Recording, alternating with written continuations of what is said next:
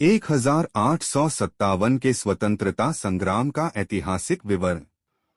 भारत के इतिहास में 1857 का स्वतंत्रता संग्राम एक ऐसा युगांतरकारी आंदोलन था जिसने देश की स्वतंत्रता की नींव रखी।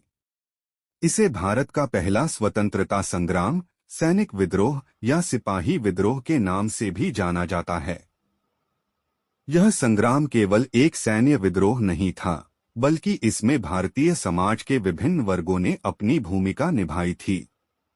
यह आंदोलन ब्रिटिश शासन के खिलाफ गहरी असंतोष का परिणाम था।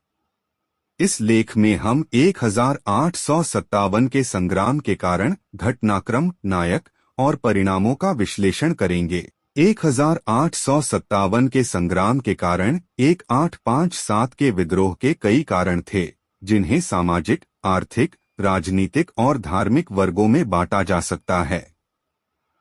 राजनीतिक कारण। डालहौजी की हड़प नीति, डॉक्ट्रिन ऑफ लैप्स। लॉर्ड डालहौजी की इस नीति के तहत भारतीय रियासतों को ब्रिटिश साम्राज्य में मिलाया गया, यदि किसी शासक के पास जैविक उत्तराधिकारी नहीं था।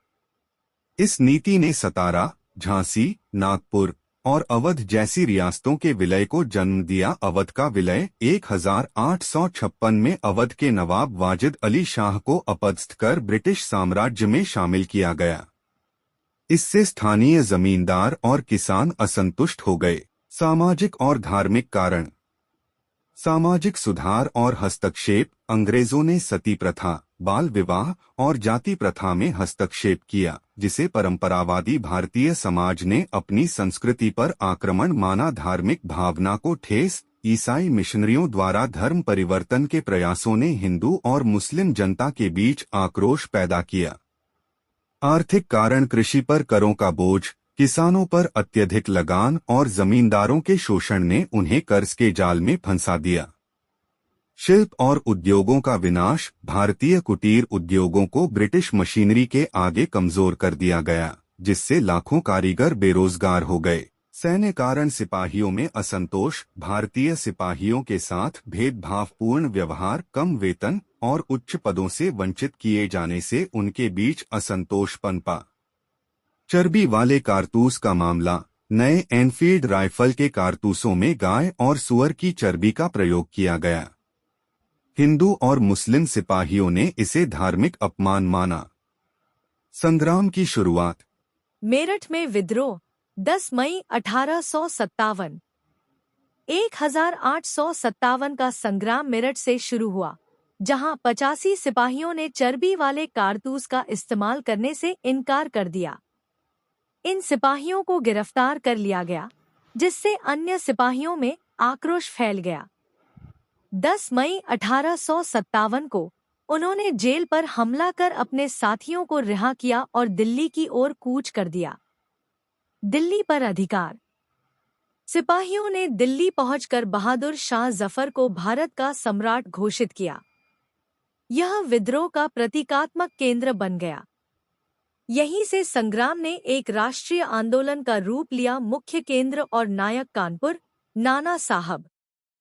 कानपुर में नाना साहब ने विद्रोह का नेतृत्व किया। वह पेशवा बाजीराव द्वितीय के दत्तक पुत्र थे और ब्रिटिशों द्वारा पेशवा पेंशन समाप्त करने से असंतुष्ट थे। तात्या टोपे उनके सेनापति थे, जिन्होंने ब्रिटिश सेना को कड़ी चुनौती दी। झांसी, रानी लक्ष्मीबाई। झांसी की रानी लक्ष्मीबाई ने अंग्रेजों के खिलाफ वीरतापूर्वक संघर्ष किया। उन्होंने "मैं अपनी झांसी नहीं दूंगी" की भावना के साथ अपनी सेना का नेतृत्व किया। ग्वालियर के युद्ध में वह शहीद हो गईं। अवध, बेगम हजरत महल। अवध में बेगम हजरत महल ने विद्रोह का नेतृत्व किया। उन्होंने अपने बेटे बिरजिस कादर को अवध का शासक घोषित किया और ब्रिटिशों के खिलाफ संघर्ष किया। बिहार, कुंवर सिंह। बिहार में 80 वर्षीय जमींदार कुंवर सिंह ने ब्रिटिश सत्ता को चुनौती दी। वह अपने अंतिम समय तक अंग्रेजों के खिलाफ लड़ते रहे। 1857 के मुख्य घटनाक्रम। विद्रोह का फैलाव। विद्रोह दिल्ली, कानपुर, झांसी, अवध, बिहार और अन्य क्षेत्रों में तेजी से फैला। भारतीय सिपाहियों ने ब्रिटिश छावनियों पर कब्जा कर लिया और ब्रिटिश अधिकारियों को मार गिराया। ब्रिटिश प्रतिक्रिया। ब्रिटिश सेना ने संग्राम को कुचलने के लिए बर्बरता का सहारा लिया। उन्होंने गांवों को जला दिया, निर्दोष लोगों को फांसी पर लटका दिया और भारतीयों पर अमानवीय अत्याचार किए। दिल्ली पर पुनः कब्जा। सितंबर 1857। ब्रिटिश सेना ने दिल्ली पर पुनः कब्जा कर लिया। बहादुर शाह जफर को बंदी बना लिया गया और रंगून निर्वासित कर दिया गया। संग्राम की विफलता के कारण नेतृत्व की कमी। आंदोलन में केंद्रीय नेतृत्व का अभाव था। विभिन्न क्षेत्रों में विद्रोह अलग अलग हुआ, जिससे आपसी समन्वय नहीं हो पाया। बहादुर शाह जफर एक कमजोर शासक थे और उन्होंने प्रभावी नेतृत्व नहीं दिया। सैन्य संगठन की कमी। भारतीय सिपाही संगठित नहीं थे और उनके पास आधुनिक हथियारों की कमी थी। भारतीय रजवाड़ों का समर्थन न मिलना। कुछ रजवाड़ों ने अंग्रेजों का साथ दिया, जैसे हैदराबाद और ग्वालियर। आधुनिक संसाधनों की कमी।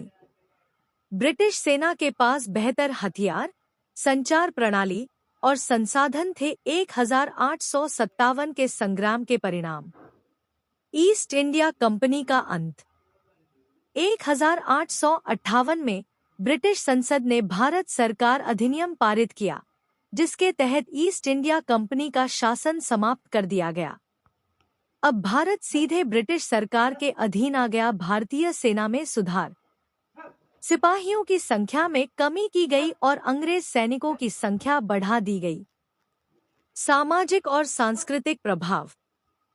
भारतीयों में राष्ट्रवाद की भावना का विकास हुआ। इस आंदोलन ने आने वाले स्वतंत्रता संग्रामों के लिए प्रेरणा दी। ब्रिटिश नीतियों में बदलाव।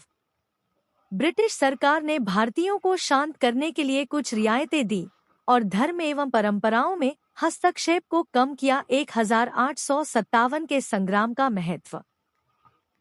हालांकि 1857 का संग्राम अपने उद्देश्यों को पूरी तरह से प्राप्त नहीं कर सका, लेकिन यदि हमारी जानकारी अच्छी लगी हो तो हमारे चैनल न्यूज अलर्ट जॉन को लाइक, शेयर, सब्सक्राइब भी जरूर करें, क्योंकि इसी तरह का खबरें हमारे चैनल पर प्रसारित की जाती है। वीडियो